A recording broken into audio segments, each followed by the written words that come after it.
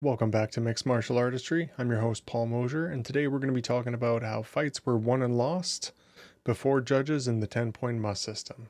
Let's get into it. As with most things, to understand the present, one must understand the past. Regarding mixed martial arts, we'll begin with ancient Greece.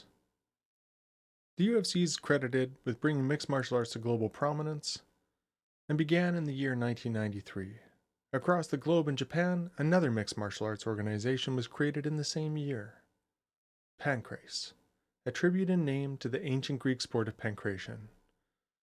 For all intents and purposes, pankration could be considered a divine sport, in that it is attributed as originating from the sharing of Hercules and Theseus' combat skills, Theseus being the hero that defeated the Minotaur, and Hercules, known for his incredible feats of strength and slaying of various beasts.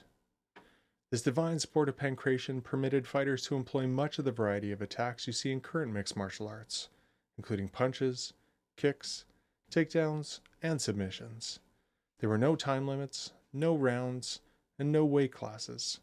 They were grouped by their age, and victory was awarded through knockout or incapacitation, submission, or yielding by raising their index finger.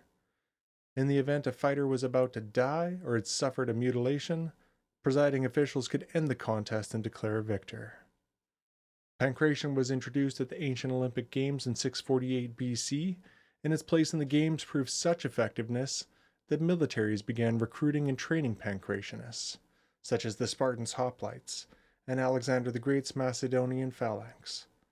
Perhaps the most famous pankrationist, Ancient, is known for defending his pankration championship by submitting his opponent with a footlock while he was in a chokehold, but having died from the chokehold after his opponent had tapped. Ancient was declared the victor, and the olive crown was placed upon his fallen head. Of course, pankration wasn't the only ancient Greek combat sport. Wrestling and boxing were also featured. Wrestling utilized a points-based system that is different to, but resembles today's amateur wrestling, with ancient boxing sharing more of the brutal combat that pankration offered. Similar to pankration, there were no weight classes, rounds, nor time limits. The few rules that did apply were enforced by judges that whipped them or beat them with sticks. A combatant was declared the victor when their opponent was incapacitated or otherwise yielded. If both combatants agreed, a match could be concluded via mutual exhaustion, or they could also elect to exchange undefended blows until a finish occurred. Within the Roman Empire, early boxers were not even permitted to yield to their opponent, frequently resulting in death. Eventually, a rule set was adopted which allowed for yielding, but the sport was then banned by the Roman Empire for being altogether too violent.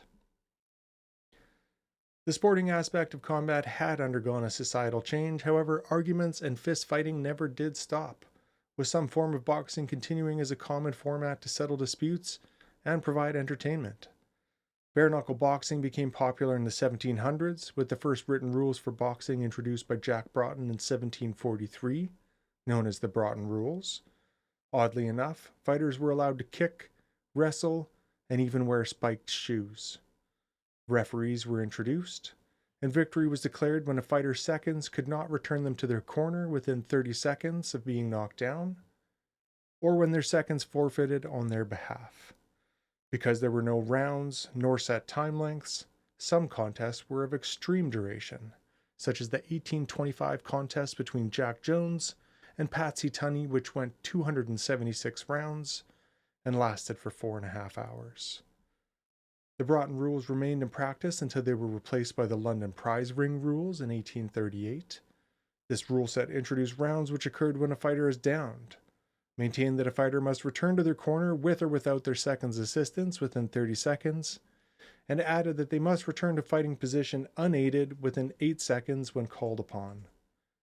These rules also permitted that contests may end in a mutual draw.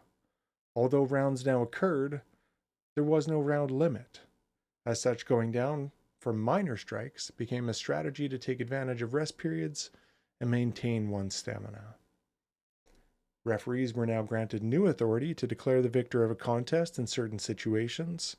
For example, should the ring area be disturbed or illegally entered, the referee would announce the winner as determined by whomever they thought was getting the better of it.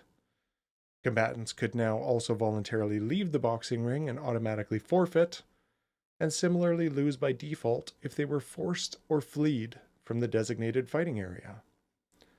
Of important significance in the referee's authority was the ability to interfere in a contest if a fighter was getting bludgeoned defenselessly and to consider it a knockdown, and to end the contest and declare a winner if that fighter could not follow the referee's orders and directions. The London prize ring rules were eventually replaced by the Marquess of Queensbury rules in 1867, which still referred to and defaulted to many of the London prize ring rules. Wrestling and spiked shoes became formally banned, and gloves now standard equipment. Knockdowns no longer signaled a round end, but rather a 10 count, with rounds now being 3 minutes in length and 1 minute rest periods. Although rounds and rest periods were standard, match lengths were not. Each fight would have its own negotiation on how the fight would be fought and how victory would be declared. Most fights had predetermined lengths, but these could still be as many as 50 3-minute rounds. Fighters were still required to incapacitate their opponent or force them to yield unless a mutual draw was agreed upon in advance or other extenuating circumstances occurred. Should a contest reach the end of any predetermined length, then another contract stipulation would be deferred to, such as the bout being declared a draw, a no decision, or a referee decision. In instances where the bout ended in a no decision, newspapers would print their own editorial on who they thought won, and often athletes would be credited with wins appointed by media outlets. These are called newspaper decisions.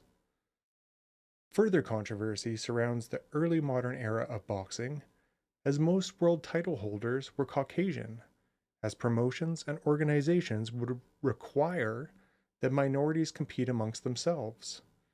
In 1929 Britain, they formed a governing body known as the British Boxing Board of Control, which declared a color ban requiring any world title contestant to have 2 white parents. This remained in effect until 1948. Due to all of this subjectivity, geopolitical bias, and systemic discrimination, a formal, standardized rule set for evaluating combat sports was implemented by the World Boxing Council in 1968, known as the 10-point must system. Join us in the next video as we break down the 10-point must system. Thank you for watching, and if you'd like to support the channel, please hit subscribe. Thank you.